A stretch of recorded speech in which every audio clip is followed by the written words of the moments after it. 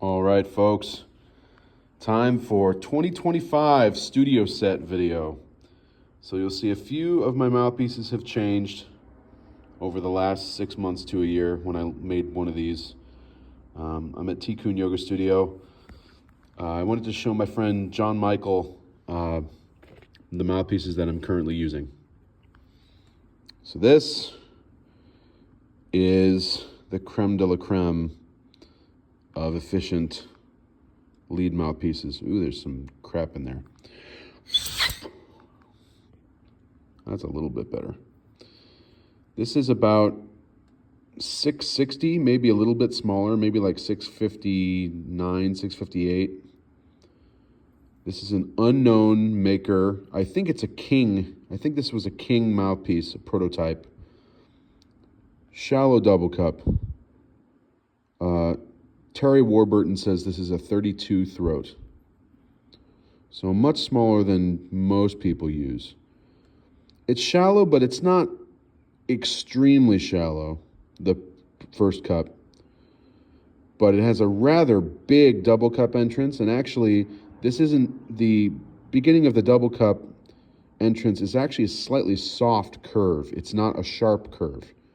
It's slightly softened in there, and it funnels down to a 32, and then it's got a rather small backbore with a thick terminus, and I use a Lafrique tone bridge on this mouthpiece to make it even more efficient.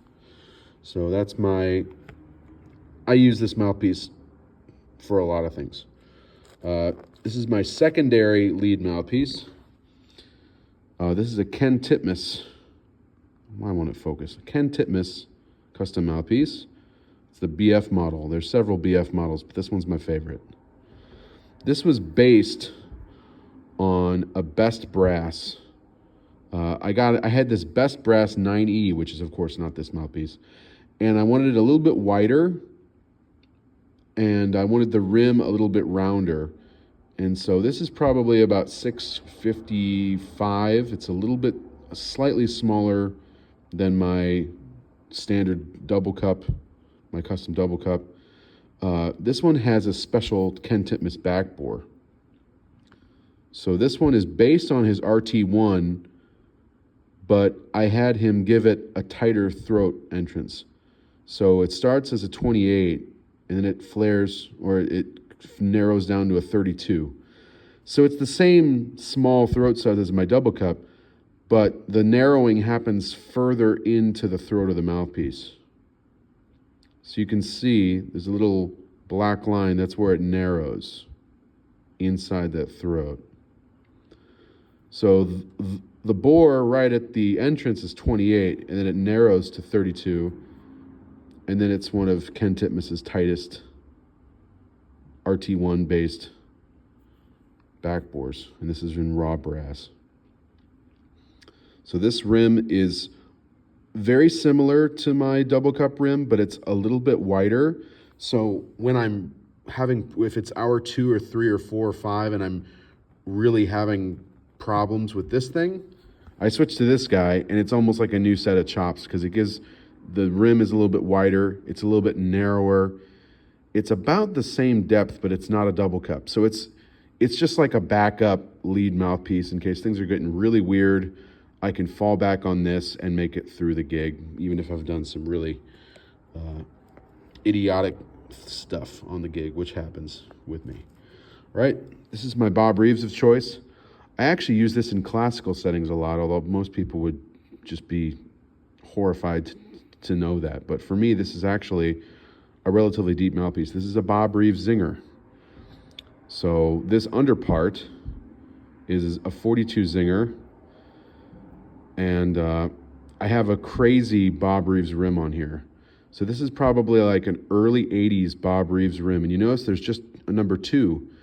In the 70s and 80s, before he called his things, 39 through 43.5, he called them 0, 1, 2, 3. So like 0 was his 40, 1 was his 41, 2 was his 42.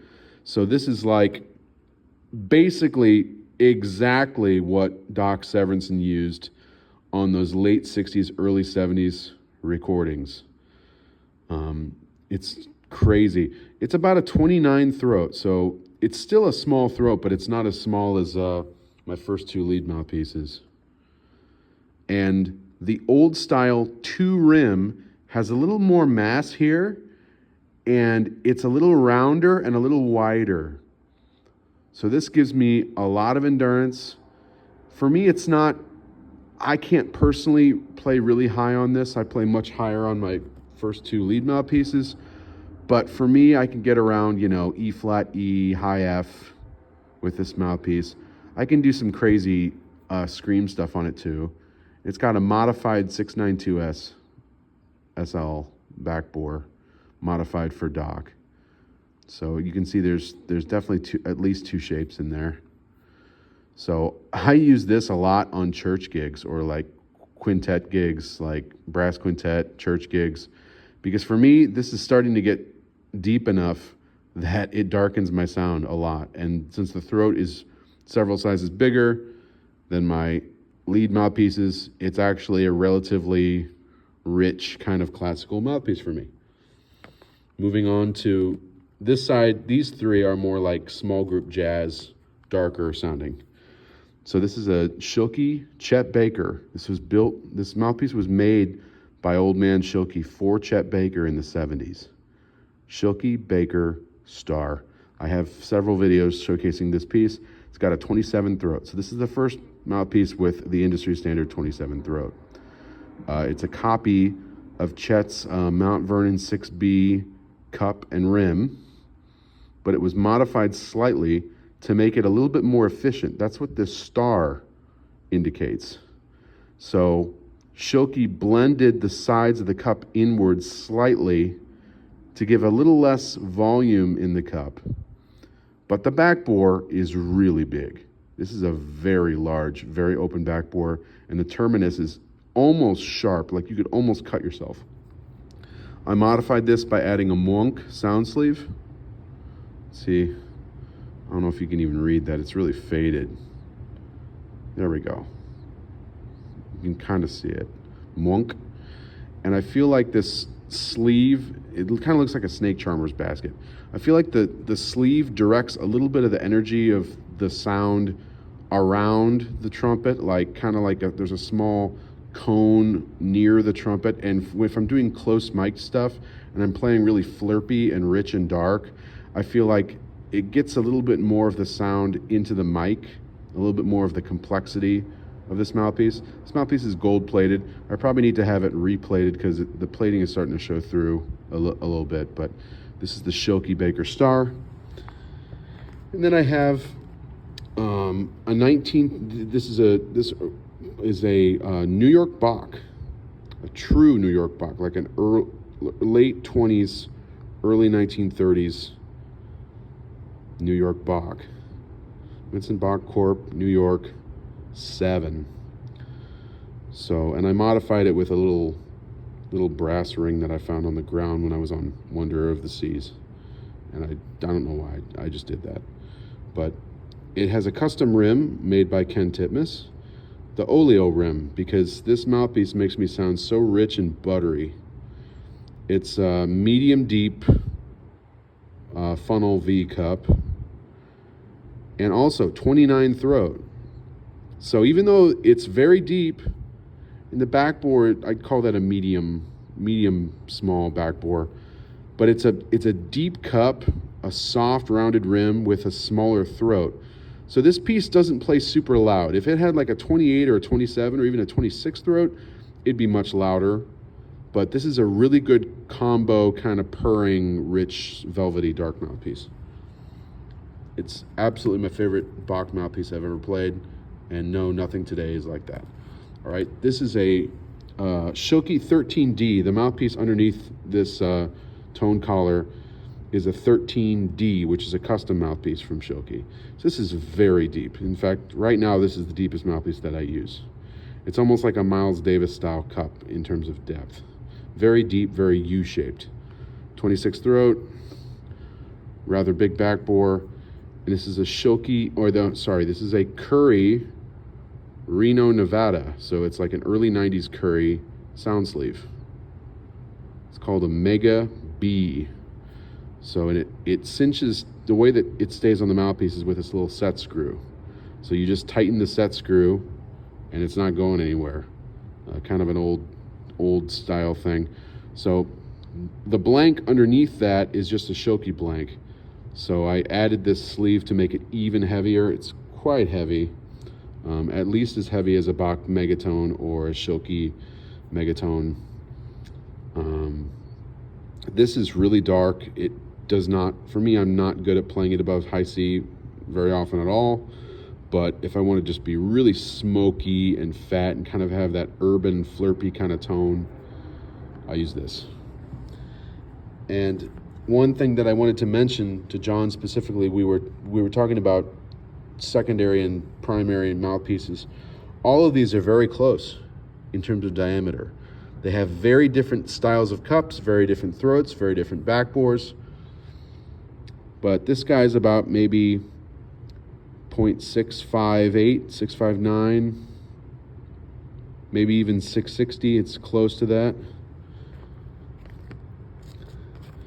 My Titmus is like 655. It's actually the narrowest ID that I am currently using. It's almost too narrow, but not quite too narrow, so it still works. And this guy, Reeves says this is 656. Honestly, it feels a little bit bigger. It feels like about a 660. So this is very, very close to my double cup in terms of inner diameter size. It might be just a tiny bit wider because the bite is so soft. The Schilke Baker is a little bit bigger. It's probably 663 or 4, maybe 665. It's a little bit bigger. In fact, I think it's the widest piece that I use. I don't tend to scream on this thing. It's not great for that. So if it's just a little bit wider, that actually helps me get that chocolatey Chet Baker puffy, fluffy duddy sound. The New York Box 7 is probably 657, maybe 658. I've looked at so many mouthpieces, I can usually tell within a few hundredths or thousandths how big something is. This is probably 656, 657. Maybe just a tiny bit wider than my Titmus.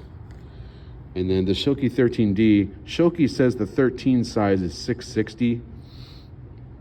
I don't know where they're measuring from. They might be measuring right near the edge of the rim because it feels a little smaller than that. It feels like maybe 656 or 657. So all the pieces are all within 1/100th of an inch. So they're all really close. Not even 10 thousandths. So in terms of the inner diameter, the backbores, the shanks, the insertions, those are all kind of different.